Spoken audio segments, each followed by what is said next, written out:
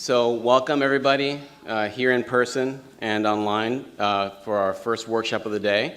We're going to be spending about 75 minutes talking about improving clarity in your academic writing.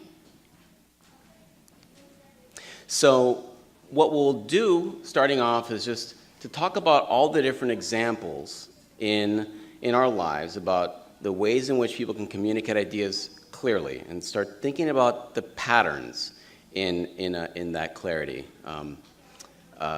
Then we'll talk about how we can use some of those same kinds of patterns, some of those same kinds of principles, some of those same kinds of techniques to improve the clarity in our own writing in the academic space. I'll talk a bit also about how, in some respects, leveraging the power of story, of narrative tools, is actually not as difficult as you might think. In fact, the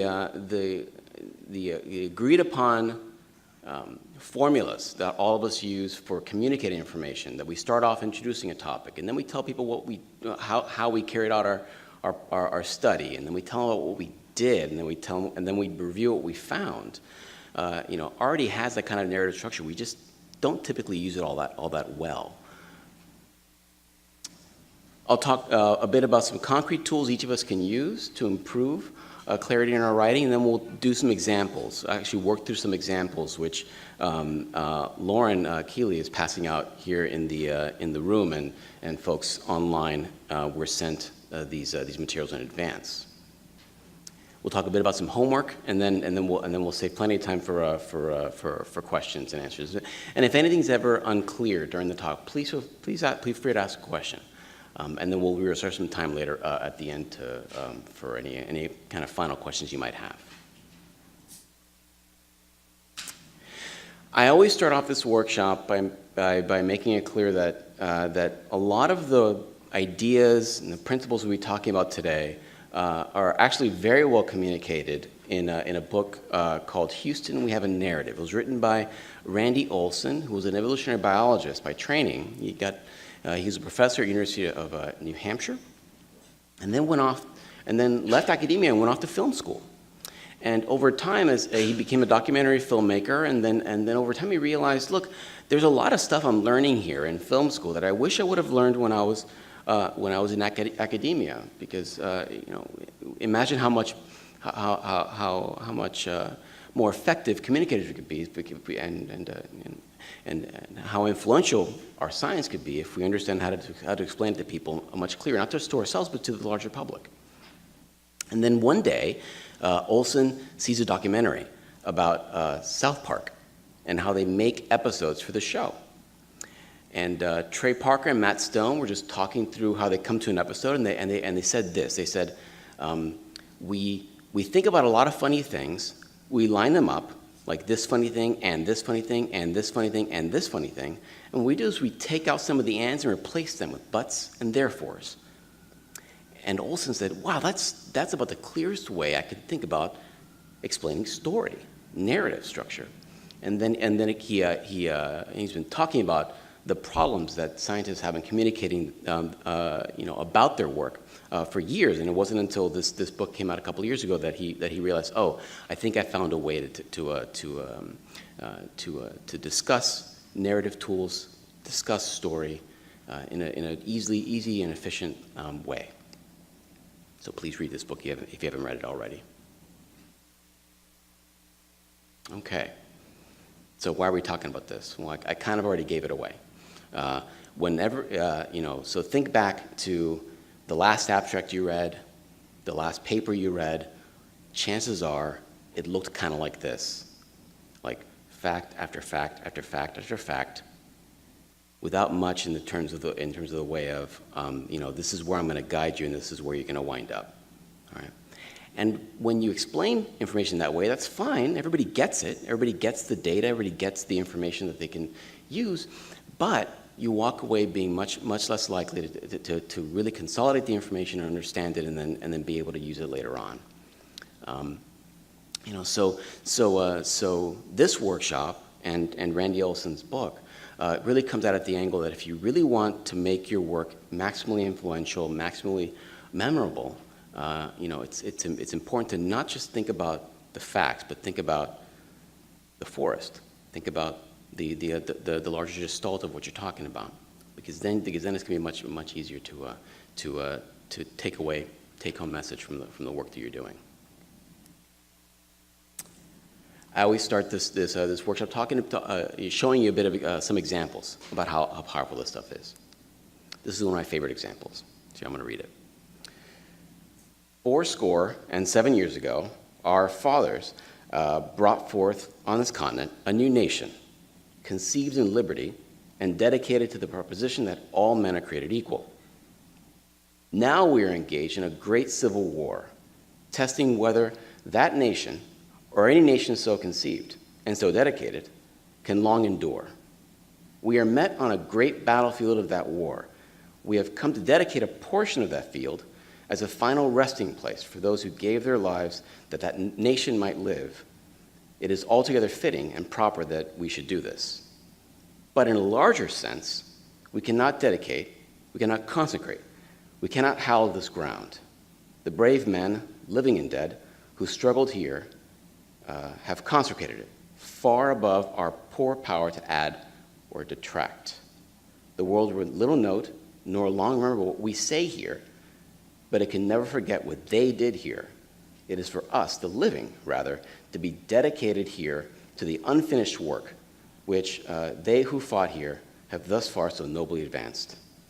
It is rather for us to be here dedicated to the great task remaining before us, that from these honored dead we take increased devotion to that cause for which they gave the last full measure of devotion, that we here highly resolve that these dead shall not have died in vain, that this nation under God shall have a new birth of freedom, and that government of the people, by the people, for the people, shall not perish from the earth. Powerful words, partially because of the person who said it, but also how he said it. It's a story of the nation. The beginning tells us, these are the principles we were founded on. The middle tells us, now we're caught in a loop because the principles, because of the conflict we're in, might not endure. And what we have to do is make sure they endure, right? So it worked great there. There's a reason why, so those words don't just endure because it's Lincoln who said it, it's how he said it too. That's what matters. Every good story has that beginning, middle, and end.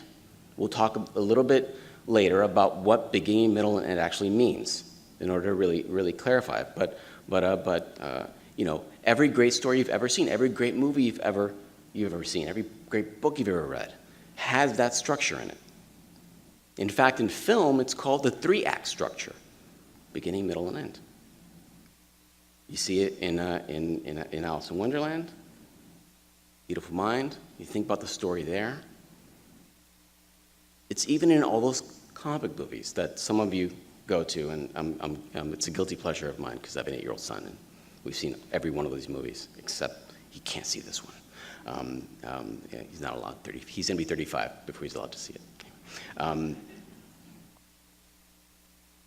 So how can these tools help us? They work in media. They work in a variety of different spaces.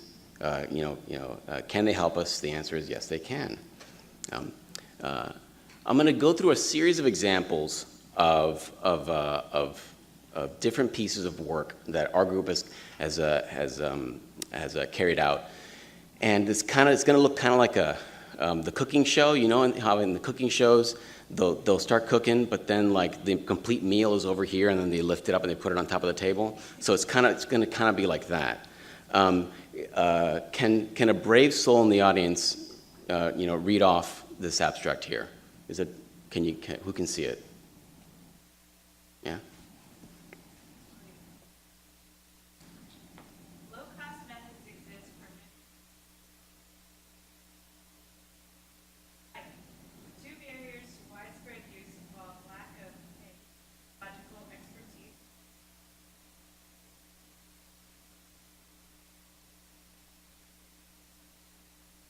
require a bridge approach.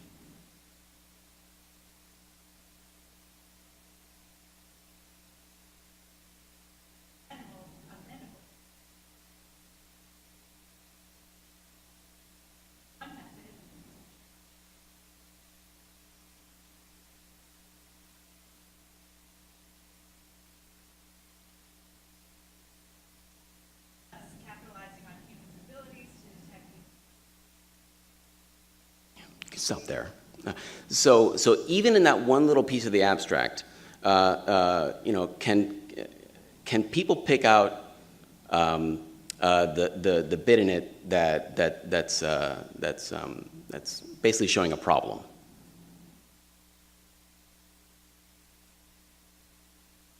Like the problem the study's designed to solve. There isn't not-a-bridge approach to. Yeah, that middle piece that is what we'll call later on the antithesis, and the only way in which that antithesis actually makes sense is if you start with a set of facts that people begin to accept. The first two sentences are what do that. That these low-cost methods exist for creating these physiological profiles, and you can leverage them in these standardized tasks, but it's very difficult to use them, and therefore this study. So basically, every introduction you've ever written should look something like that. In some respects, it's already present in some of your work. So some of the things we'll be talking about today really get at that. How do you make that? How do you use that over and over and over again so it's used throughout the work you're doing? Okay, so we're talking about narrative, and then it's all going to be very concrete. I'm a big fan of demystifying processes, so no magic from here on out. We're going to talk about story.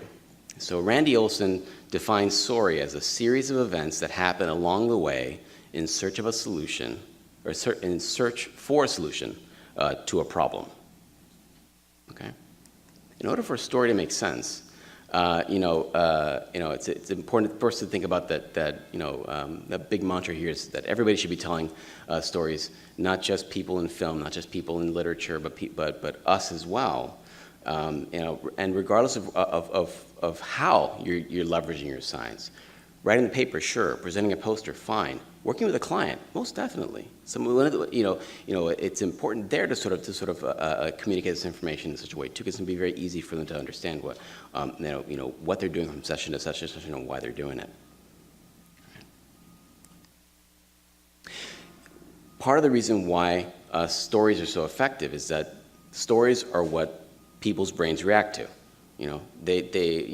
Learning. And one of the key definitions of learning is the process of acquiring information, then being told something that's inconsistent with that information, to then consolidate both pieces of information afterwards. It's much easier to learn things when it's pitched to our brains that way. And the simpler the story, the more memorable it is.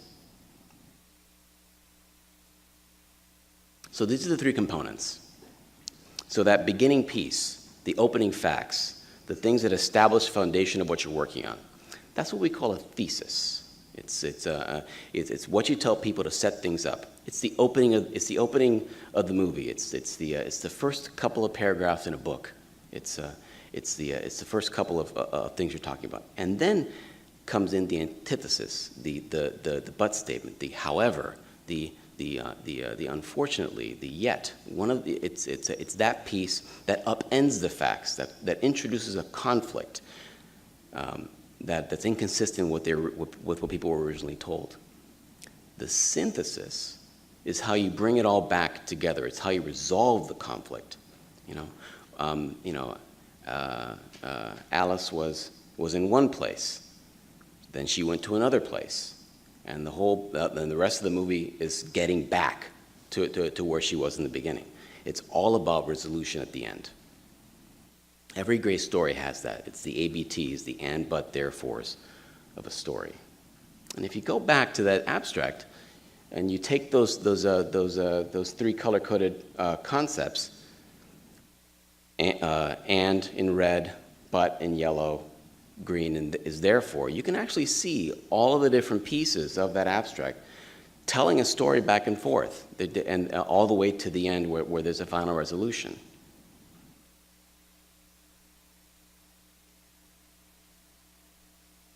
Here's the thing. All of our papers, the empirical papers especially, already have that kind of space to tell a story. And then the trick is to actually use it for its maximal effect. Has anybody ever heard this acronym? IMRAD. Yeah. So a long time ago, a bunch of people who are no longer with us came to an agreement and said, we're going to write our articles this way. We're going to have an introduction that tells us about what this area is all about and what the study is going to be all about. Then we have a methods section that tells people what we did.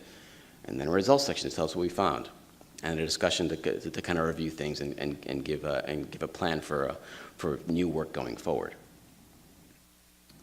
You know, and the big problem there is that people don't typically use the house for its utility.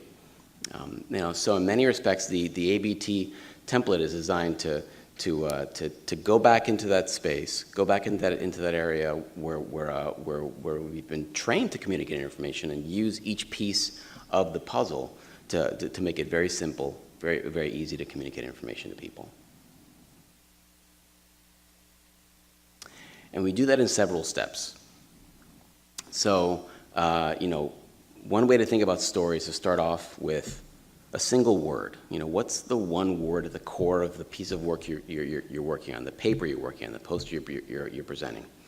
You know, that Olson's got a really good quote there that isn't totally accurate, but it nonetheless brings the point home. Yeah, so nothing in biology makes sense except in the light of evolution. So you can look at all these different pieces of the world around you, all these different species, you know, and they share some commonalities and differences with each other. Evolutionary theory is how all that makes sense. It's how you're able to track that species looks a little bit like that species because they came from the same order, the same genetic lineage. All right.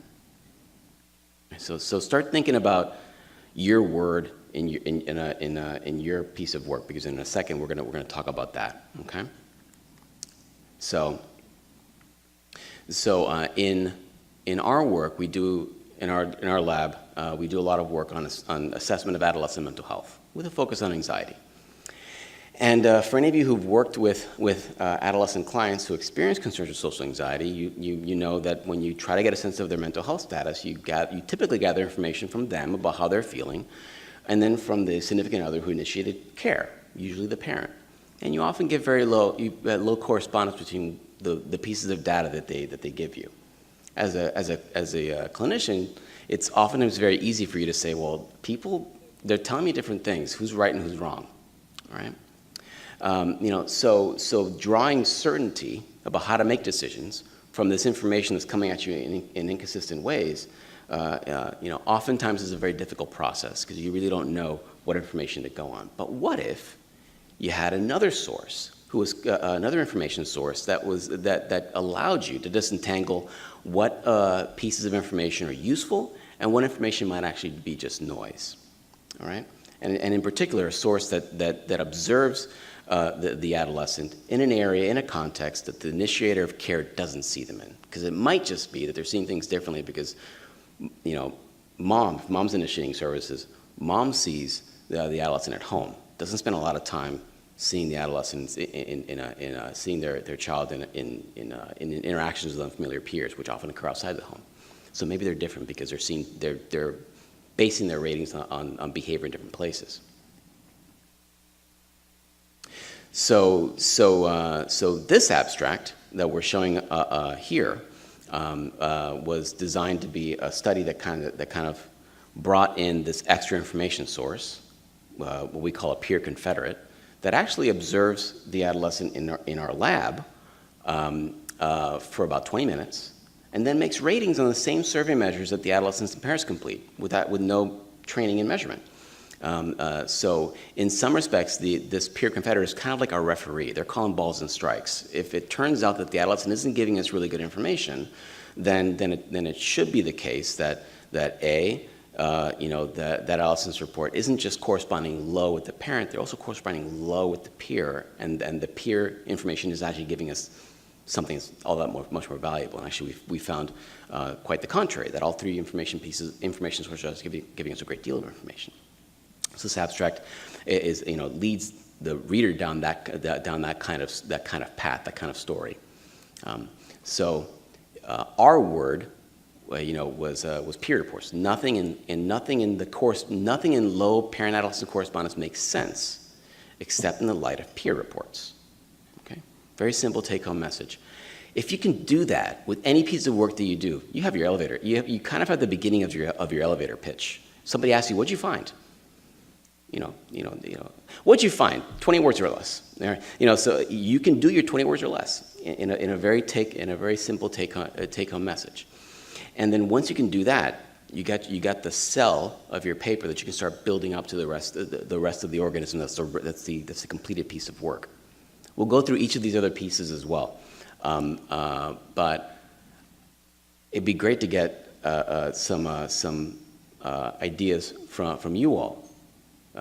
If we can get a brave soul out there to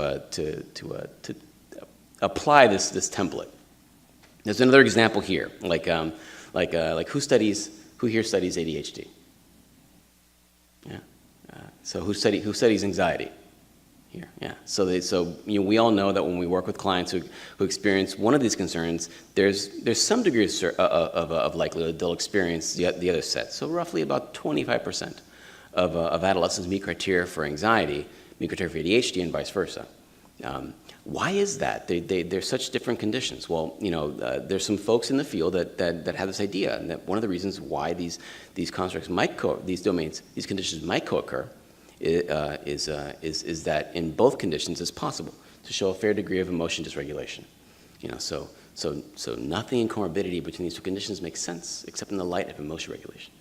All right? Very simple. There are plenty of other things going on there. It's just a simplified way of looking at things. But does anybody have an idea, have an example of their own work that they'd be comfortable sharing? Try this out. One sentence. Between the manic phase of bipolar disorder Mm-hmm. Yeah. So talk about that. What would be a way to leverage the word template to clarifying a finding from that area? If I'm just using one word or 20 words or less? Yeah. Like write it out in a sentence. There's that one word that ties everything together, but it's an entire sentence that where it's explained. Say, high creativity level, usually high creativity level equals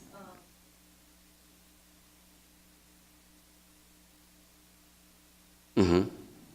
So nothing in, let's see. So something like nothing in the productivity of a manic phase makes sense except in the light of creativity. Something like that. Yeah. Does anybody else have another example that they can think about in reference to their own work? Yeah.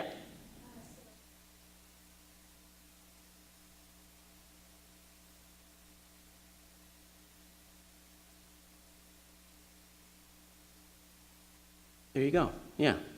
So it's taking that concept, that core concept that ties several concepts together, and enveloping it in the remainder of the concepts before you. That's the first step in leveraging the and but therefore template. All right. Okay. So those words, they build up to whole sentences. And once you get to the sentence piece of the ABT framework, you start getting towards this concept of the elevator pitch. And Olson spends a deal of time saying how frustrated he often gets with seeing people describe elevator pitches. So the top 10 things you should do in an elevator pitch, top 8 things. Like, no, it's not 8, it's not 10 things, it's just 3 things. You do 3 things in an elevator pitch. You set up your concept, you upend it with a conflict, you resolve it with what you wind up doing. All right, every great elevator pitch has those 3 things in it.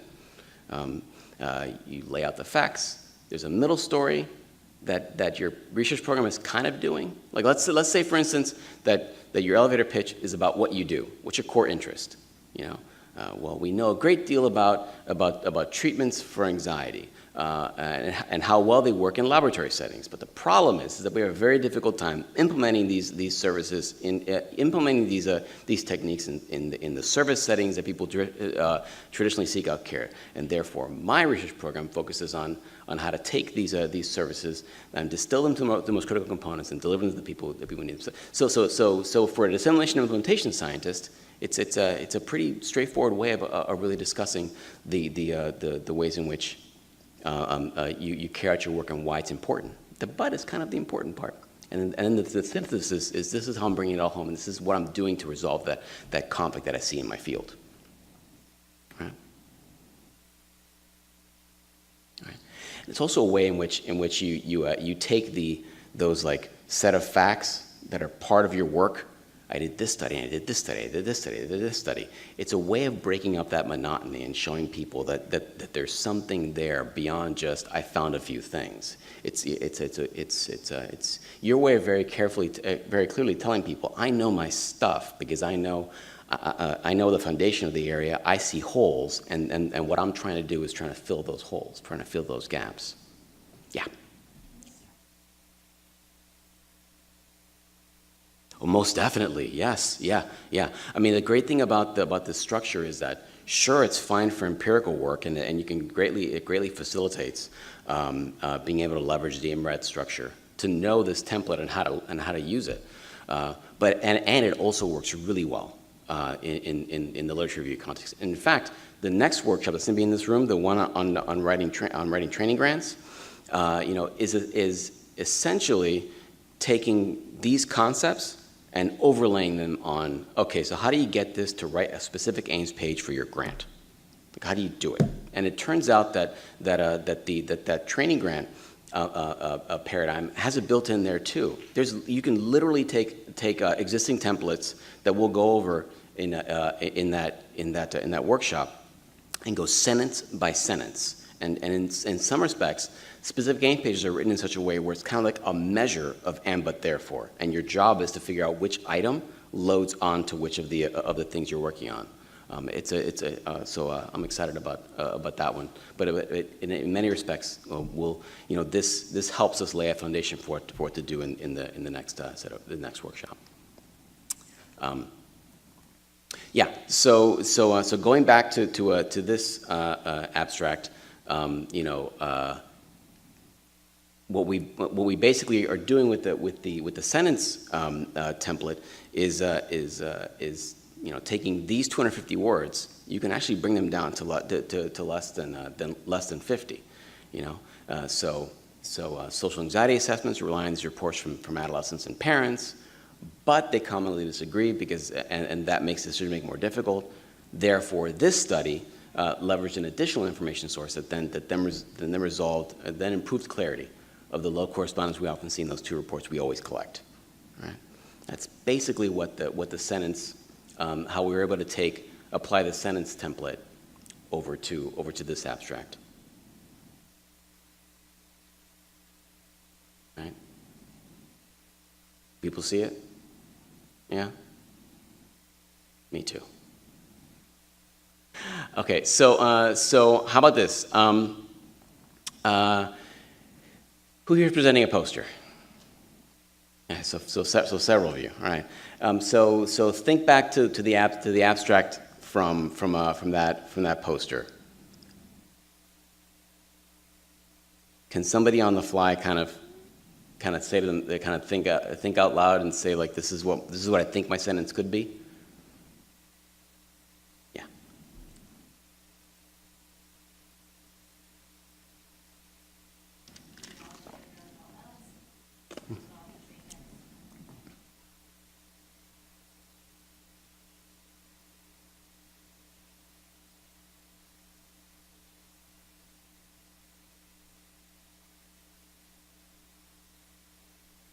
Yeah. Yeah. And you can think about that as as perhaps requiring an additional sentence in the middle, they don't work for everybody. It turns out that sleep difficulties manifest with some clients and not others, and therefore, our study integrated this sleep intervention into existing intervention to see whether or not that improved outcomes. Yeah, that's a good example. Yeah. So the last bit in the template is the paragraph piece. Now the paragraph piece is really tough because once you get, Olson sort of thinks about it this way, that you can get the word piece of the template, pretty straightforward, sentence template as well. But then once you start figuring out how to take those two puzzle pieces and build the larger puzzle of entire paragraphs, that takes a little more effort, and will take more effort than us just going through examples here. But I like to think about the paragraph function as in terms of its reference back to film. So we think back to the 3-act structure. Think back to the 3-act structure in film, and if you can think back to remember those old commercials with that guy with the really deep voice, in a world where that guy. So that guy had part of the reason why he was so effective wasn't just that he had this really smooth voice, but he also told really nice stories in those commercials. He started off in a world, by definition, establishing a fact. But now something happened, and so if you think about each of these points as being kind of like a paragraph in the script of a movie, then it's much easier to sort of think about how these paragraphs make sense. This template also makes sense is in an empirical paper. So the beginning of your introduction is that step one over here, that world, in the world of anxiety treatments, something has to change, just so something like that, right? And then that's the kind of area in the research, big hole in the research, and therefore the rationale and purpose of the study. The method section is kind of like for many of us, a bit of a dead zone there. That's a place where we do have to state things fact by fact by fact, just so that our peers can replicate the study if they want to. And that's kind of also and then once you get over to the results in the discussion, that's where you're doing most of your resolution, most of your synthesis. All right, and in fact, when you get back into the discussion, there are actually pieces there where you actually are flipping. Can somebody think about a section of the discussion where you're introducing a conflict?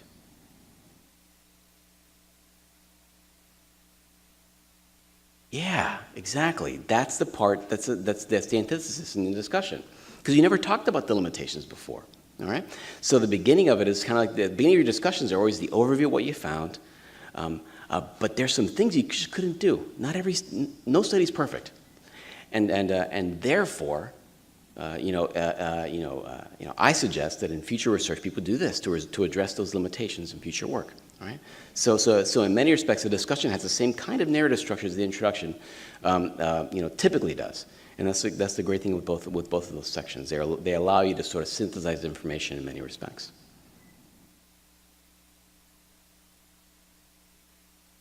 Now, one of the great things with any of these templates is that there's no one way to write, a paper or a piece of work that has narrative structure in it. So the outline that I gave you there is one way of doing it. There are other pieces of work that don't look anything like empirical papers where you can still leverage this structure throughout. And I very much think that some of the best review papers that I've ever read actually give you this kind of information, gives you an idea about what the field knows, what the field doesn't know, and then gives recommendations to people on what we should learn in the future to address the unknowns, to address the gaps in the field. Right? I think the review paper format is tailor-made for this kind of structure. Okay, So in your packets, we're gonna further demonstrate how powerful these tools are. In your packets, there's several abstracts that are lifted from Randy Olson's textbook, Randy Olson's book, The Houston Rapid Narrative. So we're going to look at some abstracts and diagnose them. All right? We're going to diagnose them, and each of these abstracts has a diagnosis. There are 3 different diagnoses in our DSM of story. There's the just straight facts, this and this and this and this. All right? It's basically just too much information. Then there's an abstract in there that's really complex. There is a way to tell a story that's going to lose people. If it has too many conflicts in it, bad. And you know it has too many conflicts if you start telling people like, however, unfortunately, yet. So if you start seeing all those things one after the other, you're like, oh, you're losing me, man. Just give me one thing right now, just one thing, please. And then there's one that's going to be just right. It's going to be in this Goldilocks zone. And Abstract 1 is labeled Abstract 1, I believe, in your packets. So take a look at it, read it through. The folks online have this up on PDF. It was sent. They had made that available to them as well.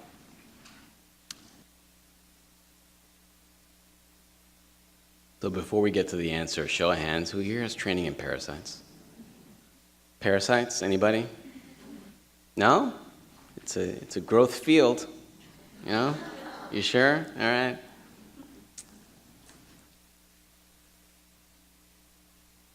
So despite our lack of knowledge about parasites, does anyone have a thought about what this is? Is it 3 A's, a DHY, or an ABT? Who here thinks it's an ABT? One person. Who thinks it's a AAA? Who thinks it's a DHY? Talk about that. What makes you think it's a DHY?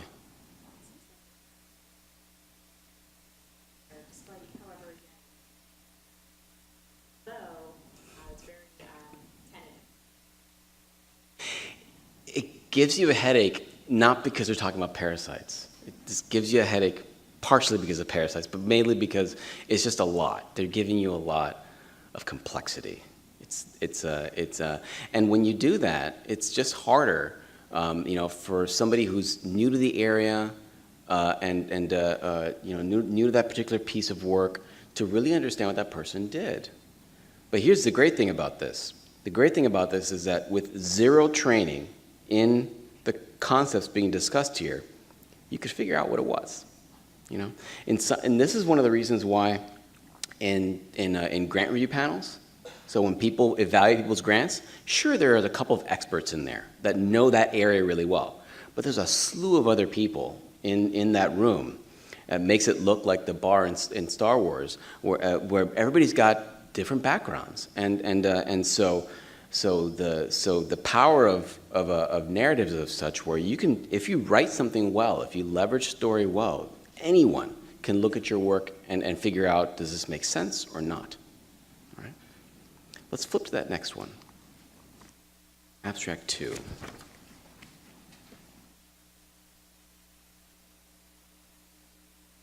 Now, no one here has a background in parasites. What about pathogens? Anybody pathogens? Not even the airborne kind. They make for good movies sometimes. No? Okay. Despite our lack of training in pathogens. Show of hands, who here thinks this is a DHY? 3 A's? AAA? Some people have AAA, okay. ABT? Next room. It turns out to be ABT. What led folks to think it was 3 A's, AAA?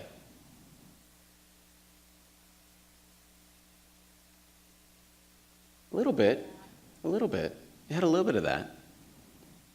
What kind of saves the abstract is that there's a little bit of the conflict at the beginning, a little bit in the middle was kind of like lots of facts, but then they managed to still nonetheless bring it on home and synthesize the information. But it did have a mix of both.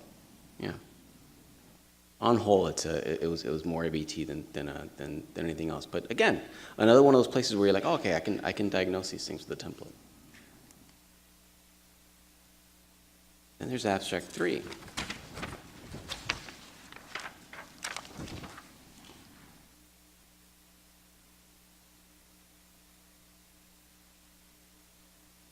What about this one? Any takers for ABT? It's one of the other two, isn't it? Yeah. Who thinks 3As? AAA? AAA. What led you to think it's AAA? Of the three, which one do you tend to see more of when you read through papers? Do you tend to, which one do you see the AAA more often than not? DHY, ABT? Is the AAA one? Did this one feel more like, this is the kind of thing I'm used to? No? Yeah? I didn't like that they said probably a lot. They did. Probably rely on, Mhm. probably important. Yeah. I don't know, I don't feel like that's a lot of like, art. Yeah. Yeah.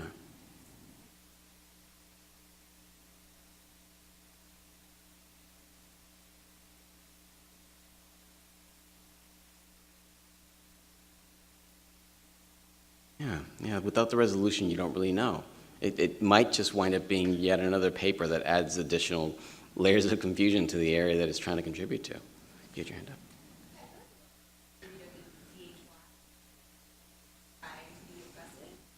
Mm-hmm. Yeah.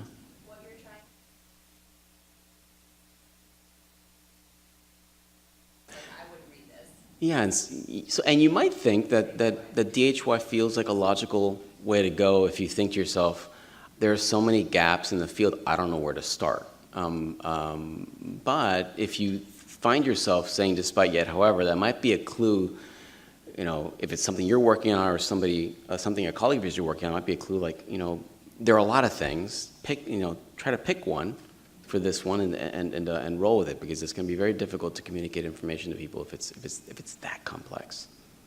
Yeah, Greg. I just want to say, Yeah. kind of a continuum, Yeah. and doesn't sell a thing. Mm-hmm. And I think it's actually helpful to look at your findings. Yeah. The other powerful thing about the template is that if you learn it really well for your own work, it's only going to make you better at communicating feedback to other people.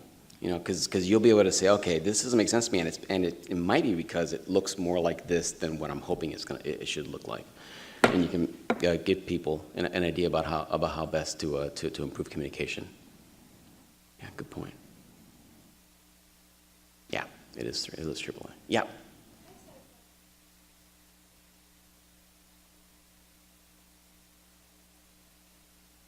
Mm-hmm. Most definitely.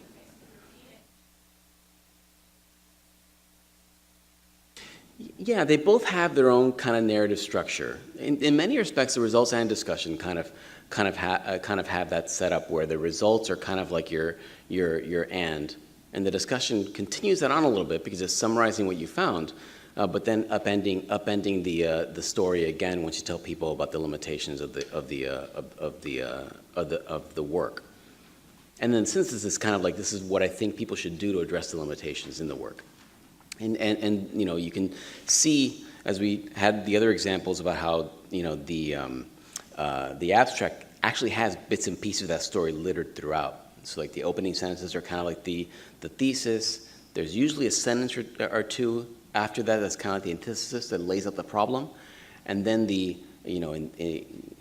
right before you get to describing the sample, if it's an empirical abstract, you have that, and therefore in this study we did this thing.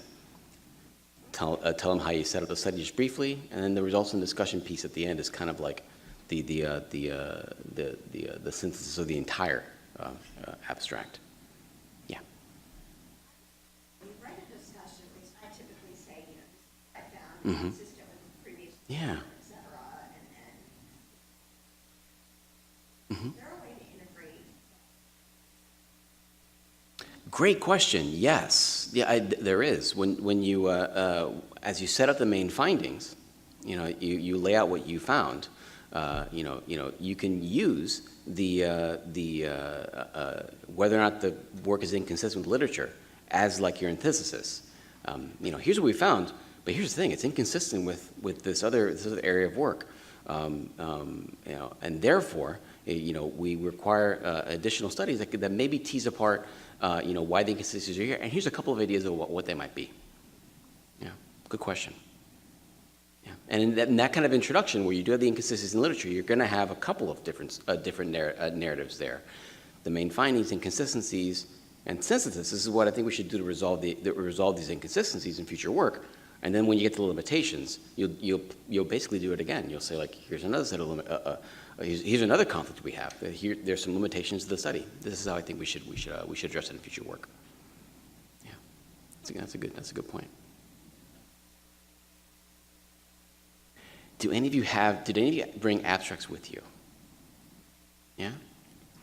So if you're seated, if two abstract people are seated next to each other, pass them back and forth with each other. And for those of you who don't have a neighbor with an abstract, I'm going to pull one up that was very kindly sent to us by one of your fellow attendees today.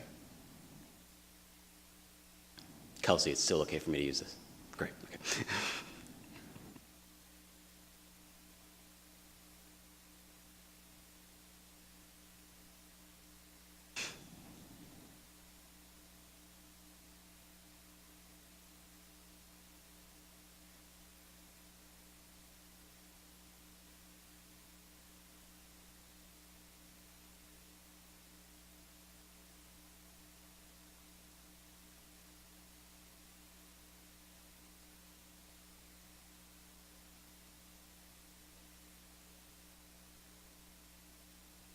And let me know when you need me to scroll down, because there's one more little piece after that.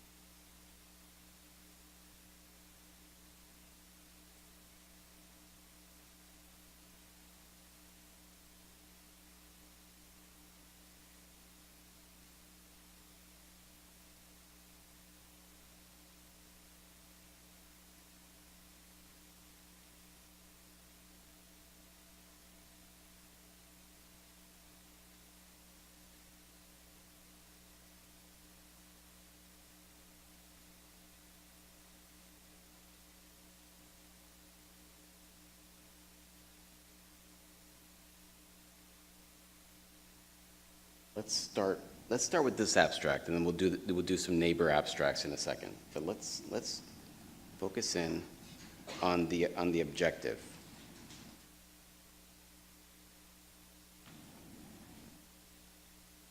Can somebody who's not Kelsey,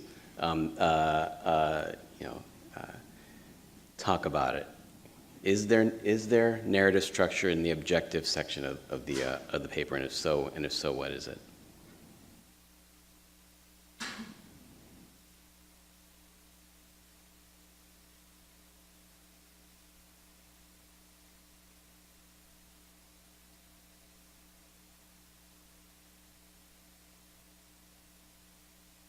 Mhm. And then it looks like it's almost a E, but it's a, Yeah? and finishes up with a. That's right, Stevie. Yeah, yeah. There's a piece of it that gets at, and it almost feels like there's a few extra words that should precede it to give an idea about the state of the literature.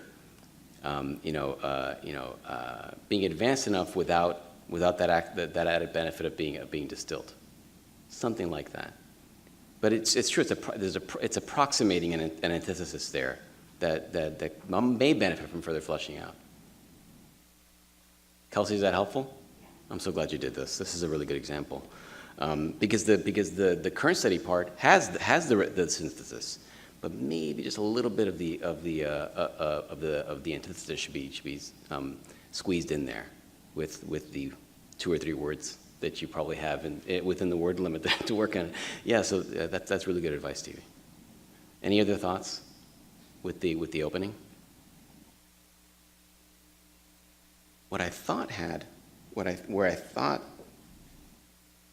it was actually pretty good was in the conclusions. Do people see a little more ABT in there than maybe in the objective? If so, where is it?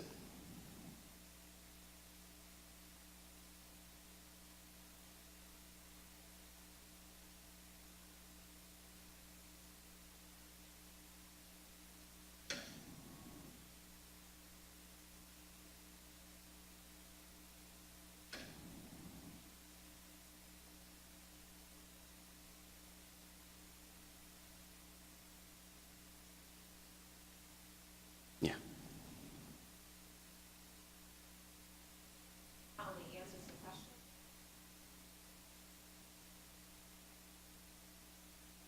Mm-hmm. If treatment techniques have not been identified.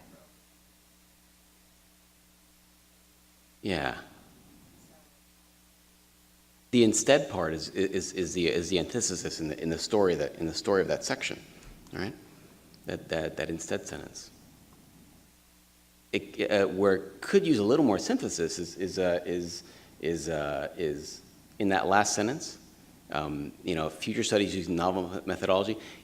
Maybe giving people an example of what the novel methodology might be a good way of further hammering the synthesis piece of the abstract. But the pattern is there. Yeah, it's a good example. Did anybody have a neighbor abstract? That you guys did? Did anybody switch back and forth with anybody? Does anybody have their own abstract in front of them that they might say to themselves, yeah, one of mine feels more like this or that?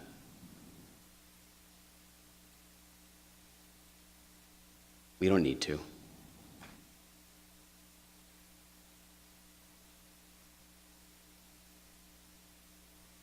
Because if we don't, we can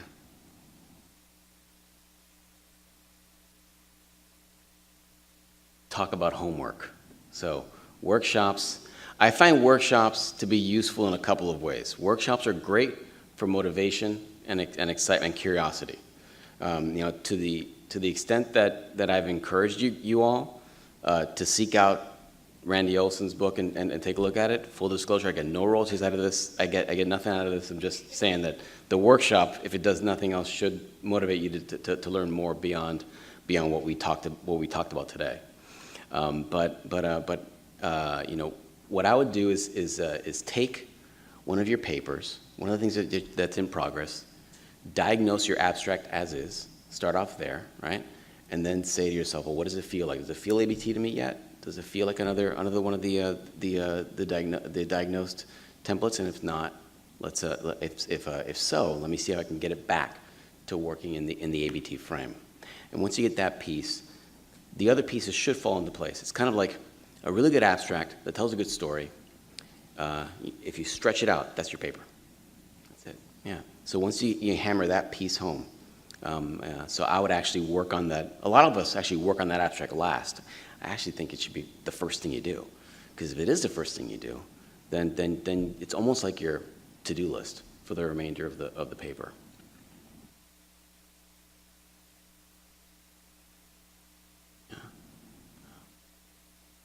Any questions? Yeah.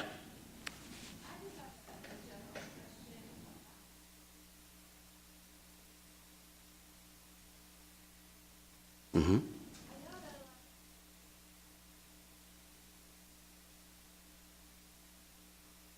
Yes.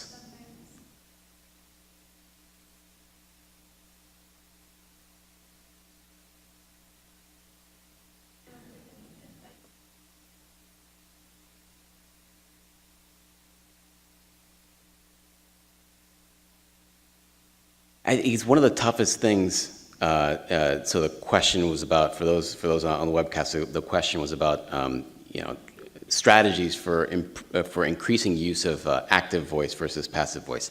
I agree with you. Passive voice is yet another piece of writing above and beyond the ABT template or lack of use of it that really gets in the way of telling a good story, because people, they depending on your on how much literature you're used to reading, it winds up being one of those things where the more you see it, the more it feels like the nails on the chalkboard. It doesn't read well. And by definition, if people aren't in a really good mood reading your work, they're not going to really take it in all that much. When in my own work, when I catch myself using it, I just start forcing myself to think, well, okay, if I'm saying, is examined or was examined using analysis of variance, I start thinking like, what's a verb I can use there instead of it. We addressed our aims with analysis of variance, as opposed to aim one was addressed with an ANOVA framework or something like that. Does that help? Just starting to think about ways to connect the dots above and beyond using passive voice. But I agree with you. Avoid passive voice at all costs. Yeah.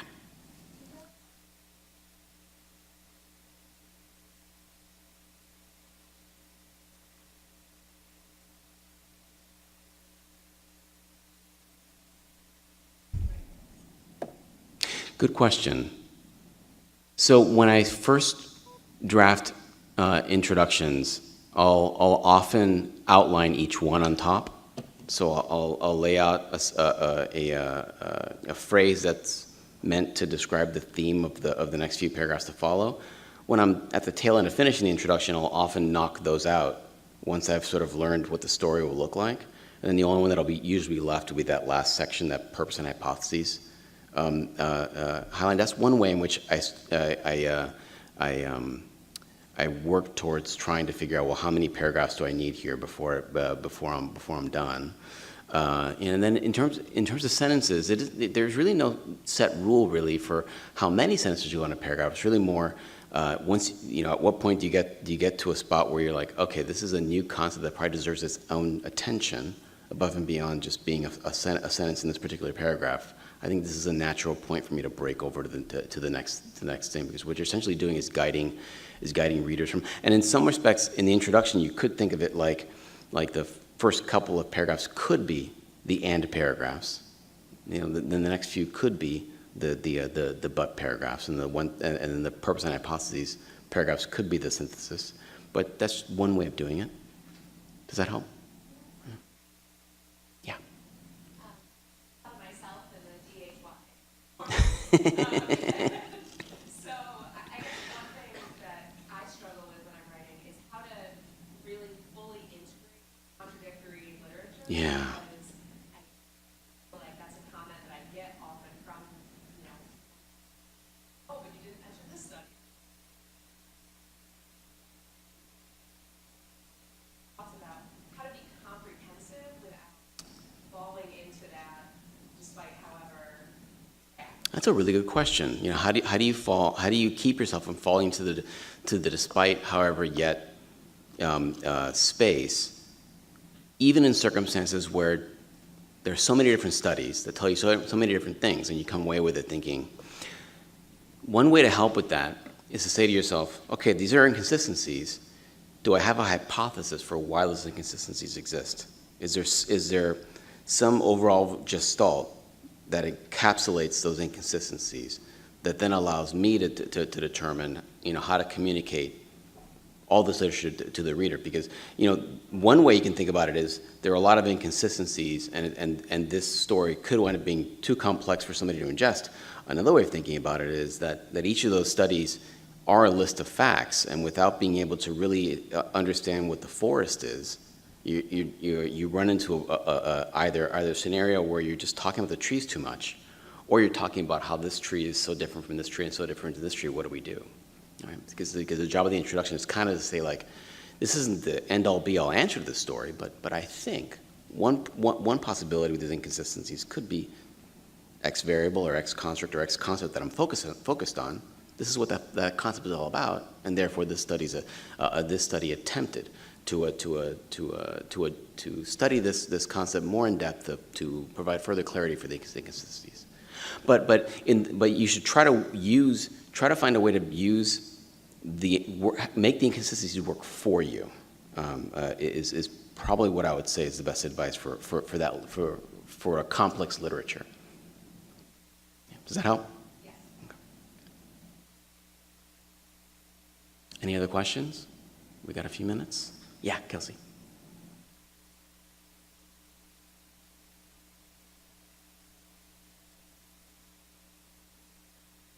Mm-hmm.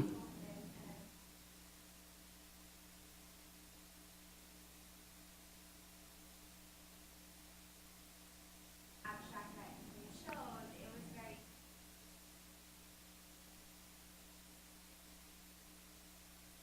Mm-hmm. the strength of our life. Mm-hmm. And I think it really helps in time. Oh, we're going to change the field. Amazing work. I know that simmer down. Like take it slow. So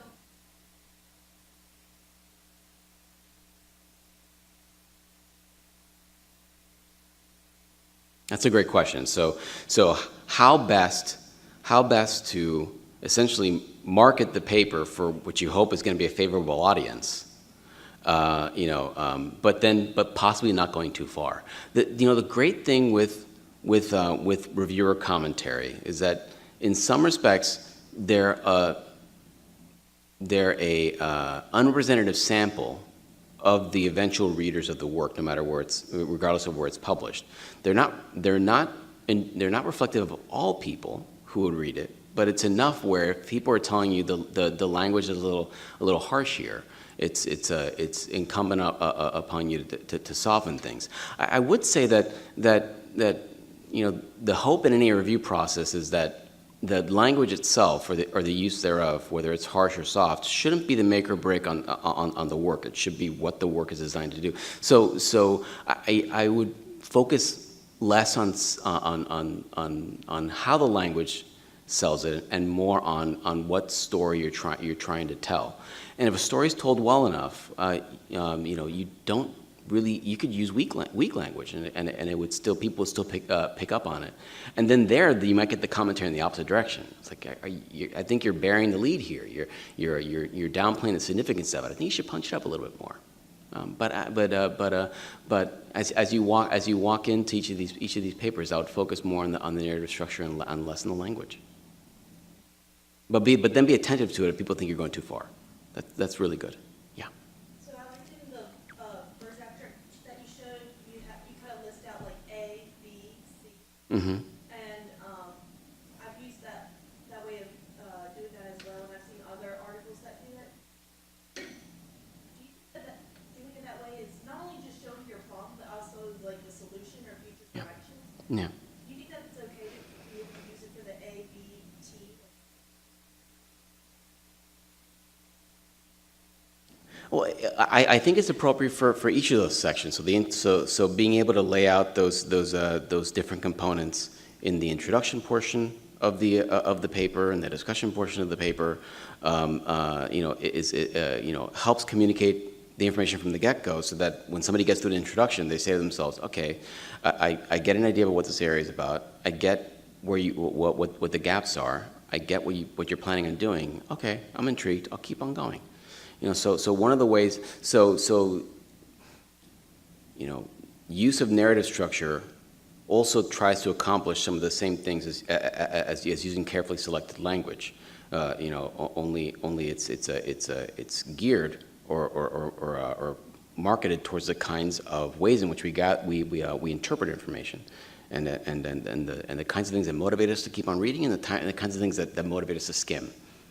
I think when you do the AAA format, people are going to skim. I think if you use the DHY, people are going to be more likely to just read something else.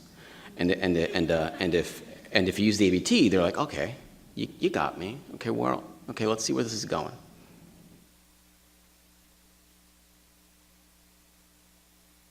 Yeah. I have a question. I'm doing a paper on parent involvement in schools and how Mm-hmm. to be ready when they're in college. Mm-hmm. Work, not in the field in school.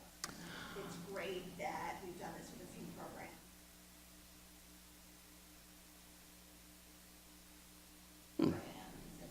How do you make a fun? Well, in that body of work, what's the problem that's left to be solved? We need So you need programs that actually get the techniques to the people who you expect to be implementing them. one. Right. That's your butt. Okay. Yeah. Yeah. No. That's a good example. I love the idea of this, and I'm just thinking about when you're going through the editing process. I know, like, for example, my advisor who Mm-hmm. and so a lot of times its final form is not the form that I originally wrote. And I'm wondering if you it's all the time because my advisor is a great writer, but I'm just wondering about if you have tips of how to be mindful that you're maintaining a strong narrative structure throughout the process, just so you can think. Yeah. So later on in the day, we're actually going to do a full workshop on responding to peer review commentary. And one of the questions I ask whenever I talk about this stuff is, show of hands, who here thinks who here has gotten a paper accepted where at the tail end of it, you're like, you know what? This is not better than the first thing I submitted. Think of so. Can any of us really raise our hands and think that? I've been doing this been on faculty at Maryland for 10 years. I can't think of a paper we published where I said to myself, you know what? And thanks peer reviewers for saying acceptable, but first version I like better. Hasn't happened once. I don't think it'll ever happen. So in many respects, editing. When a paper gets edited, paper gets reviewed, you get commentary, you revise it. At the tail end of it, you may say to yourself, "This looks different than what I did." That's the hope. The hope is that the more brains that are involved in evaluating a piece of work and trying to get it from initial submission to acceptable, the better the piece of scholarship it is. And the process of revising and finalizing the work, you're involved in it. Your advisor. And afterwards, when the paper's under review, the reviewers, are just giving you tips and pointers that you'll eventually leverage. But the one who's going to do the hard work afterwards is after all the heavy editing, is you. Yeah. So I would think about it more in terms of like all of us are owning it. We're just owning it in different ways. And then over time, the way I kind of think about it when I'm working with a mentee in my lab and they're working on their first paper, I usually do a lot of the editing. I'm kind of like, this is kind of like a music class. I'm teaching, and I'm your vocal coach. I'm going to teach you the way I sing, all right? Just because what I know. And once you get to sing my way, chances are you're going to find ways of hitting notes that are you just like them better than how you learned. And then after that, then you just start creating your own songs. You're creating your own music, creating your own choreography. So the initial piece of it always feel as a mentee, always feel like you don't have much ownership with it. But A, you're doing all the work afterwards once you're being heavily suggested to go a particular way. But then B, once you've nailed the way to do it a particular way, then you can just do your own thing. Does that help? Any other questions? Was this fun? I had fun. This is so much fun. Thank you so much. So that's the end of this first workshop. We're going to take a bit of a break. If people are here for the training grant one, just stay here or stretch, and then we'll be ready to go in a few minutes.